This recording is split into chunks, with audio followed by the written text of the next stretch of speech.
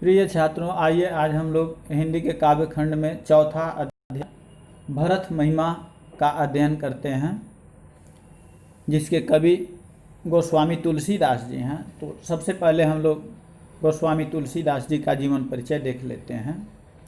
तुलसीदास जी राम भक्ति शाखा के सगुणोपासक कवि थे। इनका जन्म सन 1532 ईस्वी में बांदा जिले के राजापुर गांव में हुआ था। कुछ विद्वान इनका जन्म स्थान सोरो, जो एटा में पड़ता है, उसको मानते हैं, तथा कुछ विद्वान सुकर क्षेत्र गोंडा में पड़ता है, उसको मानते हैं।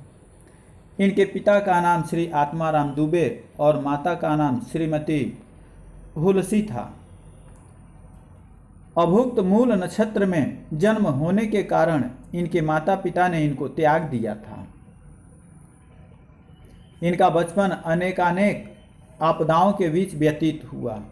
ऐसे अनाथ बालक तुलसी को सौभाग्य से स्वामी नरहरि दास जैसे गुरु का वरदहस्त प्राप्त हो गया। इन्हीं की कृपा से तुलसीदास जी को शास्त्रों के अध्ययन और अनुशीलन का अवसर मिला।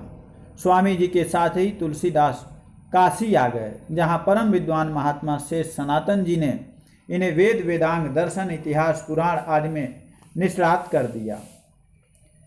इनका विवाह ब्राह्मण कन्या रत्नावली के साथ होना जग प्रसिद्ध है। अपनी रूपवती पत्नी के प्रति ये अत्यधिक आसक्त थे। इस पर इनकी पत्नी ने इनकी पर्याप्त भर्त्सना की, निंदा की, जिससे इन्हें वैराग हो गया और ये काशी आ गए। इनका जीवन काशी, अयोध्या और चित्रकूट में अधिक व्यतीत हुआ। इनकी मृत्यु सन 1623 ईस्वी में काशी में अस्सी घाट पर हुई। गोस्वामी तुलसीदास जी राम के अनन्य भक्त थे। इनकी भक्ति दास्य भाव की थी। संवत 1631 में इन्होंने अपने प्रसिद्ध ग्रंथ श्री रामचरितमानस की रचना आरंभ की।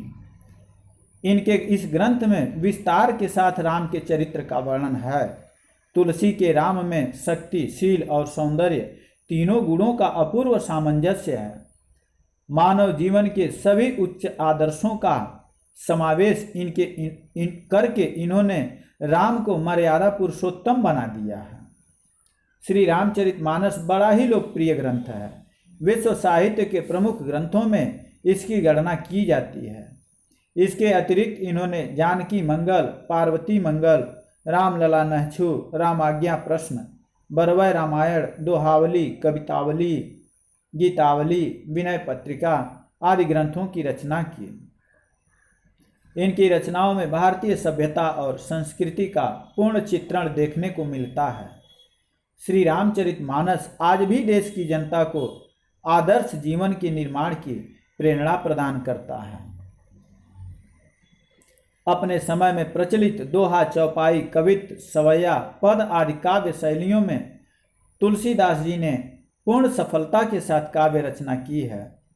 इनके काव्य में भाव पक्ष के साथ साथ कला पक्ष की भी पूर्णता है तथा उसमें सभी रसों का आनंद प्राप्त होता है। स्वाभाविक रूप से सभी प्रकार के अलंकारों का प्रयोग करके तुलसी ने अपनी रचनाओं को प्रभाव उत्पादक बना दिया है। इनका ब्रज भाषा तथा अवधी भाषा दोनों पर समान अधिकार था।